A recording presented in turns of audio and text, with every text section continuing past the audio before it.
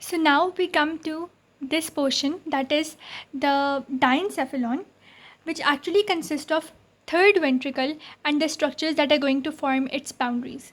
To understand the diencephalon, we make this structure, that is our midbrain, the pons, medulla, spinal cord, similarly cerebellum on the posterior side, and we make this fourth ventricle like this, which is the cerebral aqueduct when it reaches the midbrain. And now if I make the cerebral cortex like this, so now this cerebral aqueduct, when it is going to reach the level of the thalamus, there are two thalamus. So when this cerebral aqueduct, it is going to reach the level of the thalamus, it will become the third ventricle. So you can see this is the third ventricle, and all the organs like the thalamus, epithalamus, hypothalamus, etc., that will form its boundaries, they will be included in the diencephalon. So third ventricle is actually a connection, you can say, between your cerebral cortex and your cerebral aqueduct. Or the cerebral aqueduct can be a physical connection between the third ventricle and the fourth ventricle of your brain. So the third ventricle becomes continuous with the cerebral aqueduct. Anteriorly it goes as far as the intraventricular foramina, and posteriorly it extends to the point where the third ventricle becomes a cerebral aqueduct. So if there's posterior boundary, so you can mark the posterior boundary by the cerebral aqueduct and the anterior boundary by the intraventricular foramina. So now in this figure you can see that there was the brain and I've cut it like this, and now we have this thalamus showing up. So these two portions, they are actually the thalami, and posteriorly the posterior boundary can be the point where this third ventricle becomes the cerebral aqueduct, and anteriorly it can go to the level of intraventricular foramina. So now look at this diagram. So you can see this is the thalamus above, and between the thalamus what was there? The third ventricle, and it was continuous beneath with the midbrain and the cerebral aqueduct. Now this is the thalamus when we look at it from the side view. If we look at it from this side, for example, you are standing here and you look at it. So what will happen? This is the thalamus, and from here, from the inferior side, the optic tracts are going to emerge. First of all, the optic nerve, the point where it emerges, it is known as optic chiasma, and from here the optic nerve comes out and gives its optic tracts. So to explain the whole concept to you, I will make a diagram. So consider these as the thalamus. Okay? Between the thalamus you have the third ventricle, as I told you. Now just behind the thalamus you have two nuclei. They are star shaped, I have made, but they are known as the habernacular nuclei, and the tract or the commissure between them is known as the, so they are known as habenular nucleus, and the tract between them is known as habenular commissure. Just on the posterior side of this third ventricle we have this elongation that is known as the pineal body. You can call it the pineal or pineal body. So these two habenular nucleus along with the pineal body, they form this structure which is known as the epithalamus. Okay, and this structure, these two big bulbs, they are actually known as the dorsal thalamus. So we are done with our epithalamus as well as our dorsal thalamus. Similarly, just beneath this dorsal thalami and above the midbrain, so this is your midbrain, consider. So just the junction between the dorsal thalamus and the midbrain, this region is known as the hypothalamus. Sorry, the subthalamus. Because it is low, so it is subthalamus. So we have studied three structures till yet: the dorsal thalami, along with that the two habenular nucleus plus pineal body making the epithalamus. Just below the dorsal thalamus and the midbrain, this region that is known as the subthalamus. Now we are going to consider another structure which will be known as the hypothalamus. So now there is going to be this much extension like this, you can see, and from the extension, just below this extension, there will be a hole, and from the hole, the structure like this will emerge. So this junction or this growth that is coming, it is known as the tuber cynarium. You call this tuber cynarium. And these two anterior and posterior bodies, what are they? They are the anterior and posterior portions of your. So this structure is actually your pituitary gland having its anterior and posterior lobes. And the region where the pituitary gland is coming out from the hypothalamus, this is our hypothalamus, and from the region the pituitary gland is coming out from the hypothalamus is known as the tuber cynarium. And this eminence from here to here, this is known as the median eminence. You call it the median eminence. Now just beneath the thalamus, just forward to the dorsal thalami, and in the lower portion of the hypothalamus, there are two swellings. They are actually known as the mammillary body. Right? They will be known as mammillary body. So your hypothalamus has two mammillary bodies. Similarly, it has the tuber cynarium from where the pituitary gland will emerge. And for epithalamus, we had two habenular nucleus with the pineal body. For subthalamus, that was a nuclear or axonal region just below the dorsal thalami and just above the midbrain. You can write as midbrain. And the two dorsal thalami are there, which are actually the thalamus. So this whole apparatus makes your diencephalon. Now you've got the idea, so let's move towards the reading. So now consider if this is your thalamic region and all the diencephalon region. So just above the thalamus, there is this horn-like structure having this anterior region, posterior, etc. This is known as the fornix of the diencephalon. Now this fornix that you can see over here, this is a structure like this, and in this structure, your thalamus, etc. will be there.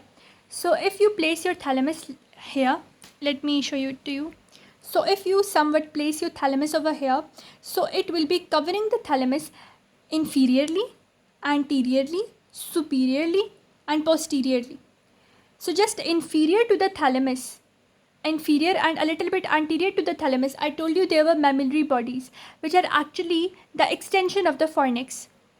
In this schematic diagram, we said that just anterior and a little bit inferior to the thalamus, there were the mammillary bodies, which are actually the extension of the fornix, and fornix is going to be somewhat like this, having its mammillary bodies. And the connection between the fornix and the body, this will be this arm, it will be known as the crus of the fornix. And the region where the fornix will be most flat, or you can say the most expanded, it will be known as the body of the fornix. And on the posterior side, it will have connection with hippocampus. So just anterior and inferior to the thalamus, we have the mammillary bodies. Then we have the two arms of the crus of the fornix. Then we have the body of the fornix. Then we have its posterior connections with the hippocampus. So you can see over here, this is our fornix, and we have the anterior pillars of the fornix. Then we have the body. Then we have the hippocampal commissure, then crus, then the fimbria. And from the fimbriae, we will have connection with the hippocampus. And here in this middle region, we will have the thalamus. Here is your connection with the thalamus. I told you just anterior and a little bit inferior to the thalamus, we will have the mammillary bodies. And from the mammillary bodies, the fornix will start. It will have its anterior commissures, which will go up like this. Then they will form the body of the fornix. Then they will form the hippocampal commissure of the fornix, from where they are going to be the crus, which are going to emerge, and they are going to have connections with the hippocampus on either side. So this was the whole mechanism. And just behind the thalamus, there is going to be pineal body and the two habenular nucleus, etc. They are going to be just inferior to the body of the fornix. You can say all the structure of the diencephalon is under the covering of the fornix or is covered by the fornix, and everything in the cerebral cortex will be above this fornix. As you can see in this diagram, that the thalamus and the diencephalon is protected from the rest of the cerebral cortex by this fornix, which has the connections, and here it will form the mammillary bodies, then it will have its arms coming up, then the body, then hippocampus commissure, then the crus, and then the fibers that are connecting it with hippocampus. You can see over here again that you have your mammillary bodies, then your fornix is starting, then there will be the body of the fornix in this region, then the hippocampal commissure in this region, then you can see hippocampus. Another thing that is going to emerge is this amygdaloid body that is just above the hippocampus. Also, I told you just anterior to the mammillary bodies there will be this tuber cinereum and the pituitary gland will be coming out. So just according to the schematic diagram, we had the thalamus, then we had the mammillary bodies and the fornix, and just you can say a little bit anterior to the mammillary bodies we had this tuber cinereum and the coming out of this pituitary gland. And you can see over here that this is the mammillary body, and just a little bit anterior to it we have the tuber cinereum and the coming out of the pituitary gland with its anterior and posterior lobes. Also, if we have a look at the anterior side, so this will be the swellings of the mammillary bodies. Then you know it is going posteriorly, moving above the thalamus. Then it comes on the posterior side, it has this hippocampal commissure. Then it goes downward and has this hippocampal arms of it. And then we have the amygdaloid nucleus as well. And this region is the thalamus. And these are the anterior and inferior mammillary bodies. This diagram is very good as well. You can see the two thalami. Between the thalami, this will be the third ventricle, as you can see. Then this purple region is going to be your midbrain. Then this green is the mammillary bodies, then fornix, then the hippocampus bodies, then the amygdala. Similarly, the midbrain. And you know the cavity of the midbrain is the cerebral aqueduct. So this third ventricle is connected to the fourth ventricle in this region by the cerebral aqueduct of the midbrain. So I hope now the whole story about the superior surface of the diencephalon, which is covered by fornix, and it is, so this is the thalamus. So from posteriorly they are the hippocampus, and from the hippocampus the fornix is originating and coming down and a little bit anterior to the thalamus to form this mammillary body. So this is the whole thing that is written over here. The actual superior wall of the diencephalon is actually formed by the roof of the third ventricle. I will show it to you in a while.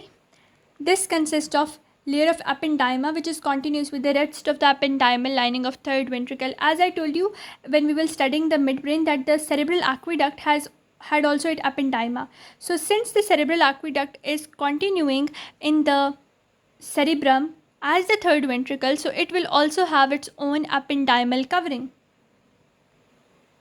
So now if we have an anterior view of the thalamus, you know the thalamus is having the third ventricle and superior to it. So this will be the floor of the third ventricle, you know the inferior region is always going to be the floor, and the superior region that is having a connection with the fornix is going to be the roof of the third ventricle. So you can see the roof. This is the roof, this is the floor. Another thing, that there are these bodies. These are known as the choroid plexus. And the connection between the choroid plexus and this third ventricle, this arm-like connection, it is known as the tila choroida. So this is choroid plexus, this is the tila choroida. This above region is the roof, this is the floor of the third ventricle, and these are the intracerebellar veins, etc.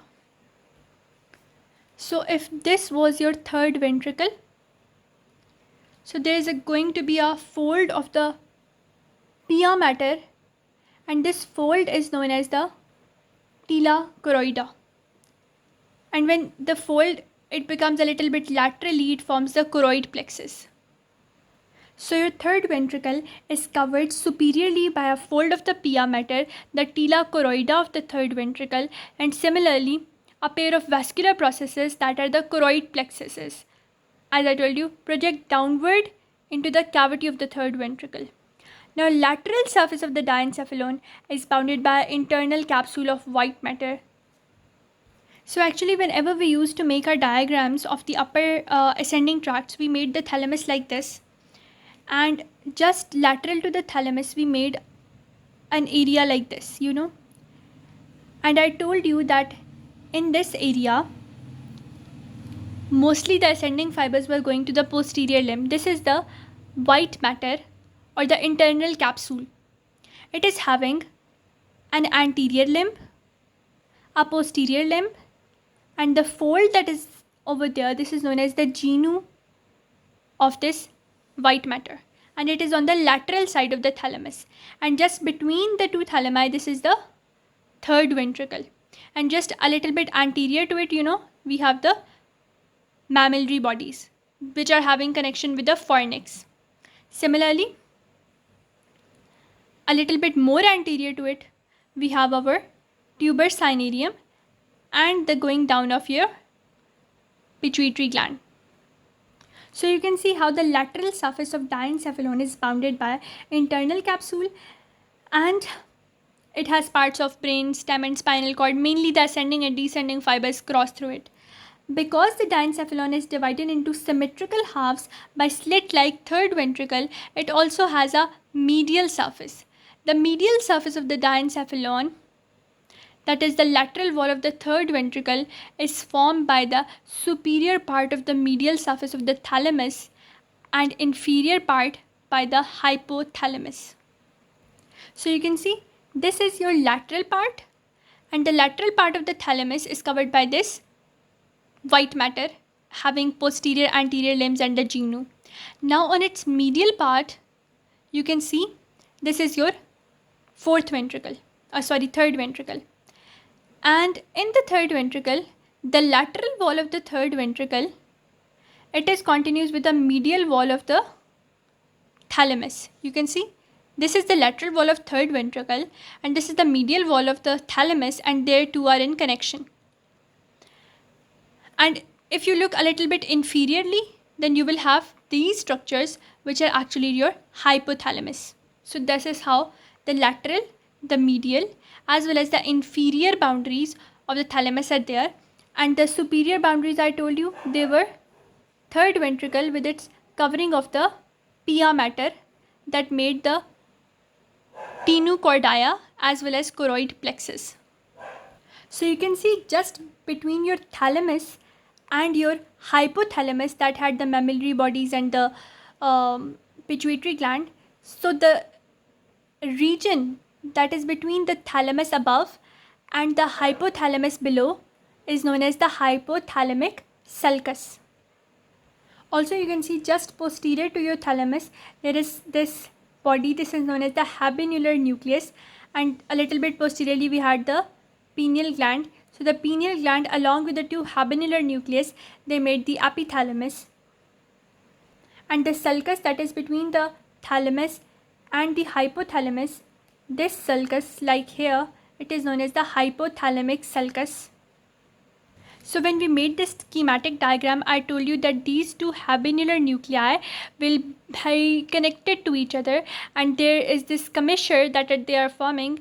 This commissure is actually known as the stria medullaris. So connection between the two habenular nucleus, it is known as stria medullaris.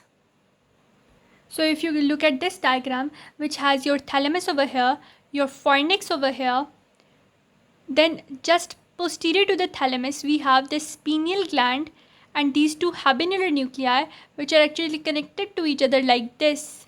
There is no connection between the habenular nucleus and the pineal body, but it looks like this because the pineal gland is covering that connection. So this connection between the two habenular nucleus is known as the stria medullaris. So posteriorly, your thalamus is limited by the stria medullaris as well as the pineal gland, which are forming your epithalamus. So now we have studied the general structure of your diencephalon. Now we are going to dissolve this diencephalon into the thalamus. This thalamus, first we are going to study this, then we are going to study the subthalamus, that is just below the thalamus. Then we are going to study the epithalamus, that is these habeneural nucleus plus the pineal body. Then the hypothalamus, that had these structures with the tuber cinereum, the pituitary gland and the mammillary bodies. So we are going to study thalamus, epithalamus, subthalamus and hypothalamus, which are the parts of your diencephalon. Hope to meet you in your next video, that is the thalamus.